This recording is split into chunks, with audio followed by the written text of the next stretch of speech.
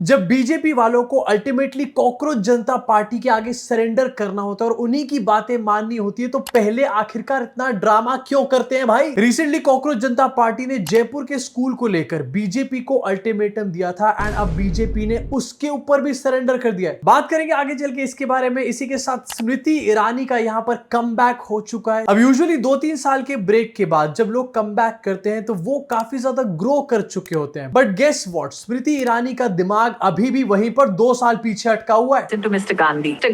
Mr. Gandhi approached Rahul Gandhi served. इनकी politics 2 साल बाद भी राहुल गांधी से आगे ही नहीं बढ़ पा रही है। वैसे इनके वापस आने के बाद बीजेपी की एक लीडर की लाइफ काफी ज्यादा टफ होने वाली है, काफी कंपटीशन मिलने वाला है। बात करेंगे इसके बारे में भी आगे चल के, लेकिन सबसे पहले इस वायरस के बारे में बात करना चाहता हूं। जय श्री मोदी, श्री राम जय श्री मोदी, श्री राम जय श्री मोदी। भाई साहब ने कल ही मोदी चालीसा बनाई थी एंड आज उस मोदी चालीसा को फिर से भूल गया ये बंदा। मोदी चालीसा में कल खुद ये बंदा गा रहा था जय जय मोदी और आज हो गया श्री राम जय जय मोदी। अब डिसाइड कर ले भाई कौन सा वाला गाना है। श्री राम जय श्री मोदी, श्री राम जय श्री मोदी। अगर एक बार एडिटर ने और ये चला दिया मेरा दिमाग फट जाएगा यहीं पर ही। सॉरी।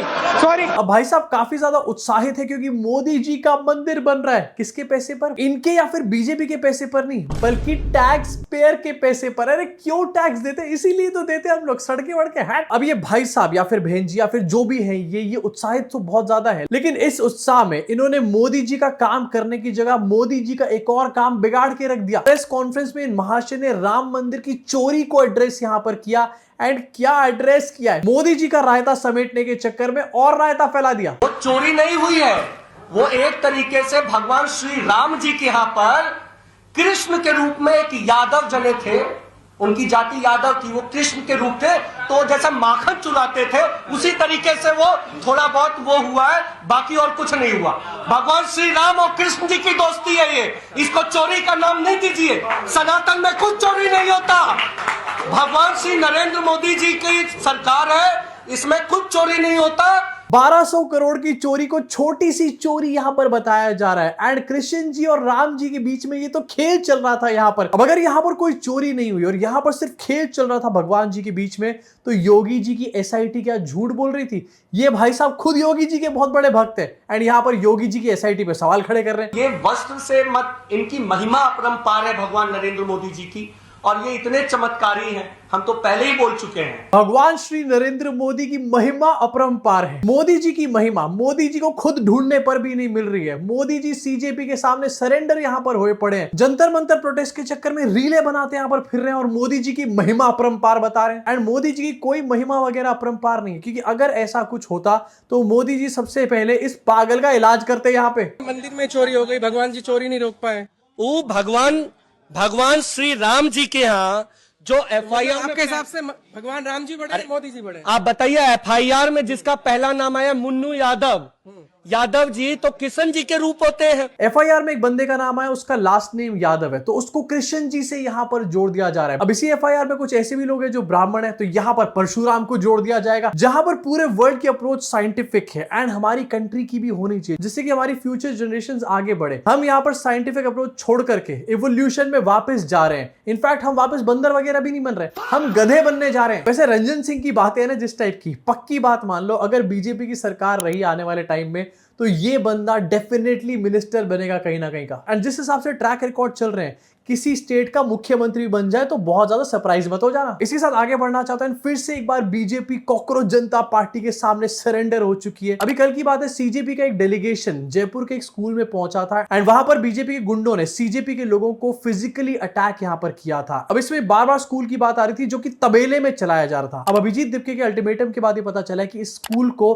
भैंसों के तबेले से शिफ्ट करके कहीं और पर कर दिया गया है। अब हालांकि टेम्परेरी बिल्डिंग में स्कूल को यहाँ पर शिफ्ट किया गया, बट ये इकलौता स्कूल नहीं है राजस्थान के अंदर। राजस्थान के जोधावास का एक और स्कूल है जिसको सरकार कह रही है कि 7 दिन के अंदर इसकी सूरत यहां पर बदली जाएगी एंड इसके अंदर भी सीजेपी के वॉलंटियर्स रिसेंटली विजिट करके आए थे। इनफैक्ट बीजेपी के गुंडों ने सीजेपी के वॉलंटियर्स से गुंडागर्दी तो कर दी, इनको भगा भी वहां से दिया, बट रियलिटी सामने इस टाइम पर आ चुकी है। एंड ये पता चला कि राजस्थान के अंदर 611 स्कूल्स ऐसे हैं जिनकी बिल्डिंग्स ही नहीं है। वैसे जब बिना भेजे के देश को चलाया जा सकता है तो बिना बिल्डिंग के स्कूल कौन सी बड़ी बात है। इनफैक्ट इंडियन एक्सप्रेस के इस आर्टिकल में भी बताया गया कि जितने स्कूल्स हैं उन स्कूल्स में से 2000 स्कूल्स में टॉयलेट्स नहीं है और 1000 स्कूल्स में पीने का पानी यहाँ पर नहीं है। लेकिन डोंट वरी दोस्तों, स्कूलों के लिए पैसा नहीं है तो क्या हुआ, एडवर्टाइजिंग के लिए तो पैसा है ना। मोदी जी का डंका बजता रहेगा। देखो स्कूल ठीक करो। इनफैक्ट जंतर मंतर इसका परफेक्ट एग्जांपल है कि सवाल और आवाज उठाओ तो चीजों को बदला जा सकता है ग्राउंड के लेवल पर। लेकिन इस सवाल और आवाज उठाने के लिए एक चीज बहुत जरूरी होती है और वो है इंटेंशन, और वही बीजेपी के अंदर मिसिंग है। इनफैक्ट 2 साल बाद यहां पर स्मृति ईरानी का कमबैक कर दिया गया यूपी इलेक्शन से पहले, और स्मृति ईरानी की बातों से आपको समझ में आएगा कि बीजेपी के अंदर वो इंटेंट है ही नहीं। एक तरफ जहां पर डिबेट चल रही है स्कूल्स के बारे में, ये स्कूल्स के बारे में डिबेट नहीं कर रही, ये राहुल गांधी के बारे में बातें कर रही है यहाँ पे। The team B of the opposition is free to do whatever they want. So that you will find enough evidence on the internet today as to how calls are being made and money is being offered so that they can assimilate and listen to Mr. Gandhi. The issue is, if you ask me to take a measure of Mr. Gandhi and how dedicated he is to Indian education, I was formulating the national education policy.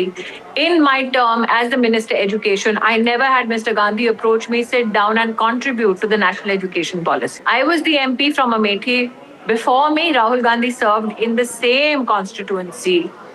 Children were reading, writing on the floor. I was the MP of Amethi, where Mr. Gandhi, through a trust, usurped public land in the name of building a medical college, did not build it, created a guest house for himself. In my tenure as Women and Child Development Minister, never did Mr. Gandhi, who was a serving parliamentarian, walk up to me and say, I would like to contribute. In fact Anjana Om Kashyap के साथ interview ही कर रही थी और अंजना ओम कश्यप ने तो इन्हीं को ही यहाँ पर लपेटे में ले लिया। अपनी राजनीतिक फायदे के लिए एक प्रश्न चिन्ह लगा रहे हैं राहुल गांधी हमारे देश के पैरामिलिट्री फोर्सेस पर।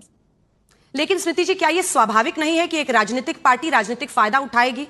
वो ये कहेगी हम कि उन बच्चों की आवाज बन रहे हैं, उन लोगों की आवाज बन रहे हैं। 2 साल बाद स्मृति ईरानी वापस आई गोदी मीडिया से बेइज्जती करवाने के लिए। अपना कमबैक करने से पहले गोदी मीडिया से सेटिंग तो कर लेते यहाँ पे। इनफैक्ट स्मृति ईरानी के हिसाब से राहुल गांधी एंड अपोजिशन के लोग मुद्दे से भटका रहे हैं इस टाइम पर देश को। देश का मुद्दा है वंदे मातरम, स्कूल नहीं है देश का मुद्दा। एंड ऑब्वियसली ये बात वही लोग बोल सकते हैं जिनके पास कोई लिजिट डिग्रीज नहीं है। लेकिन प्रॉब्लम सिर्फ इतनी सी नहीं है। 2 साल बाद यहाँ पर राहुल गांधी का जाप तो किया जा रहा है, लेकिन ये प्रॉब्लम एक्चुअली में स्मृति ईरानी से ज्यादा कंगना रनौत के लिए होने वाली है, क्योंकि स्मृति ईरानी के जाने के बाद ये डिपार्टमेंट कंगना रनौत के पास ही था और इसके अलावा कंगना रनौत को आता भी कुछ नहीं है। तो अब जब स्मृति ईरानी वापस आ चुकी है तो इन दोनों के बीच में कंपटीशन होने वाला है कि राहुल गांधी को कौन ज्यादा टारगेट कर सकता है। लेकिन अफसोस की बात तो है कि इन दोनों में से सिर्फ एक की ही पॉलिटिक्स यहां पर चलेगी एंड ऐसा हो सकता है कि मोदी जी इसके बाद कंगना रनौत को भी यहां पर ठिकाने लगा दें, क्योंकि यही सेम चीज वो पहले स्मृति ईरानी के साथ कर चुके हैं। बट दोस्तों, मोदी जी तो तब ठिकाने लगाएंगे ना जब मोदी जी का खुद का ठिकाना यहां पर पता होगा। देश में 10 तरीके के सवाल बार बार यहां पर पूछे जा रहे हैं। 20 जुलाई को पैलेट गन्स के इस्तेमाल से लेकर अभी स्कूल की हालत ऐसी क्यों है आखिरकार, इन सब चीजों पर मोदी जी से और अमित शाह से सवाल पूछे जा रहे हैं, लेकिन ये लोग कहीं पर भी जवाब देते नजर नहीं आ रहे। इनफैक्ट मुंह छुपाते हुए लिटरली इस टाइम पर मोदी और शाह नजर आ रहे हैं। क्या दिन आ चुके हैं। अब देखने वाली बात यह कि मोदी और शाह आखिरकार कब तक चुप रहेंगे और इन चीजों के ऊपर जवाब नहीं देंगे। कहीं ऐसा ना हो कि जवाब देने के मौके से पहले जंतर मंतर सीजन 2 यहां पर हो जाए। अब आपका इन सब चीजों के ऊपर क्या सोचना है, नीचे कमेंट सेक्शन में अपनी भड़ास को जरूर निकालना। सब्सक्राइब का बटन नहीं दबाए तो क्या सोच रहे हो, सब्सक्राइब का बटन दबाओ, बेल आइकन दबाओ, क्योंकि अब तो स्मृति ईरानी भी वापस आ चुकी है। मजा आने वाला है काफी।